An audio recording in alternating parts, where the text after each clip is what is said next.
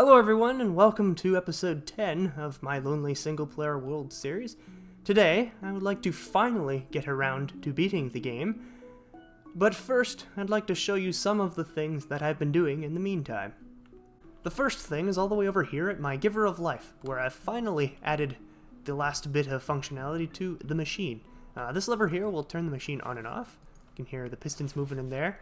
And this lever here will switch it between the production of bone meal and the production of melons, which will all go into this chest here. And here's the little mechanism that makes the latter of those two functionalities tick. All it is this observer is pointed into the composter here and will detect whenever it fills up a layer, which will go down to this observer here, which powers that dropper. So basically, whenever something fills up a layer in the compost, the dropper will spew out whatever's in it.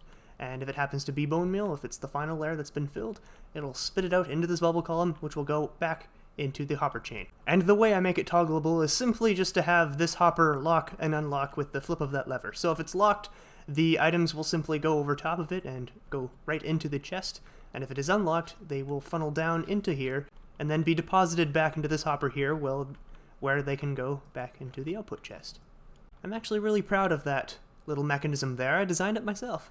The second thing is this machine here, which, as you probably can guess just by looking at it, is a piglin bartering system. A very rudimentary one, but a system nonetheless. And I've just got one piglin in there for now, and he is persistent. I gave him those pants, so he won't despawn at all. And I will attempt in the future to gather some more piglins once I get a better gold supply. And I haven't used this machine yet, because I'm actually out of gold. I used it all trying to get this guy in there. Funny how that works. And the final thing is, well, there is no final thing, and that's because, as you probably could have guessed by looking at my levels, I've died. Not once, but twice to pigmen in the process of building that thing. An unfortunate incident occurred where a ghast was fireballing me, and as I attempted to defend myself, I hit a pigman. And yeah, it all went to shite there. So, this is actually my backup gear. I'm not wearing my full gear. I actually lost pretty much everything. So, yeah, the plans for today are a little bit further back than they needed to be. However, I still think we can get it to work. So, let's go and beat the game, shall we? And you know what? I'm going to do it in shaders.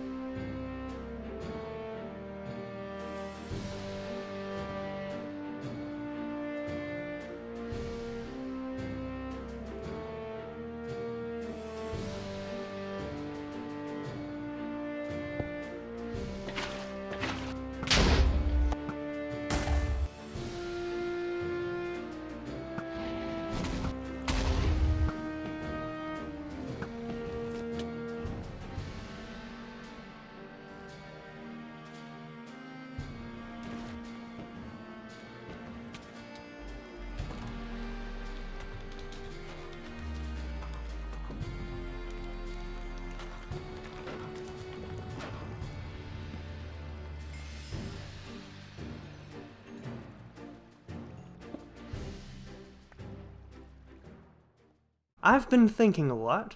Oh no, everyone run. Kian's been thinking. I've been thinking a lot about spheres, and the Earth. And mostly about if the Earth were a perfect sphere. Like, no protrusions, like mountains or anything, and of course, no bowing out at the equator.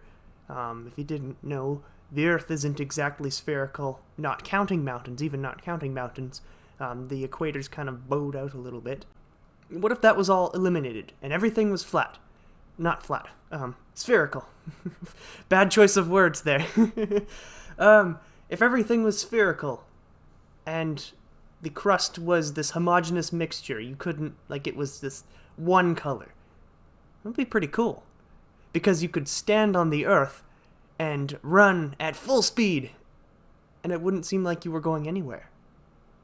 Which is a pretty scary thought.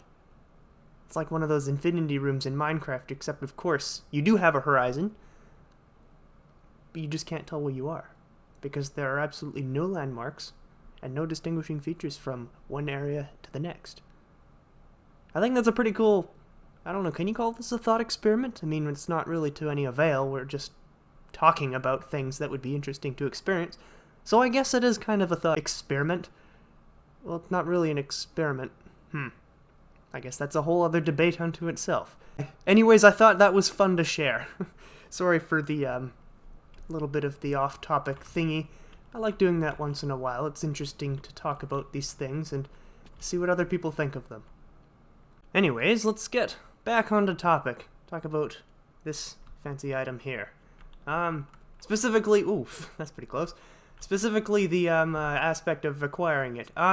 First of all, you probably noticed in that little montage the ending few clips were not with shaders on. I actually had to relog for a thing. And shaders completely broke. I couldn't see anything. So I just took them off. And the Ender Dragon actually regenerated to full health, which isn't the thing I thought it could do if you relogged. But apparently it does that, so, you know, knowledge for next time.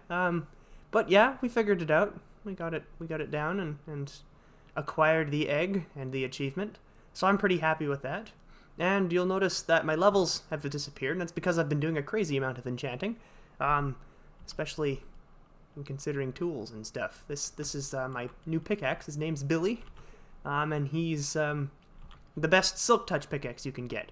So now I have an old, reliable digging tool that I can use for all my mass clearing needs. Hopefully it won't be disappearing anytime soon. Especially given the fact it now has fire resistance on it. I can throw it into lava, which is a really cool feature. I quite enjoy it. I haven't put it to the test yet. Hopefully I won't need to. But it's there if the inevitable does happen.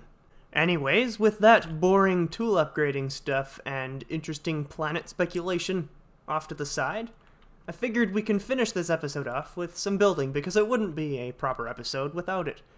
So I figured we'd wrap this episode up by building a little bit of a shrine for this piece of furniture. You know, something temporary. I'm going to do something different with it in the future. I do have plans for it, but they are pretty large scale, and I don't want to attempt them now, especially with the lack of materials I have. I've pretty much exhausted my materials with the last two projects. So, yeah, I need to prepare a little bit more before I do my full thing with this egg, but for now, I think a temporary building is in order. And perhaps we can repurpose it later on.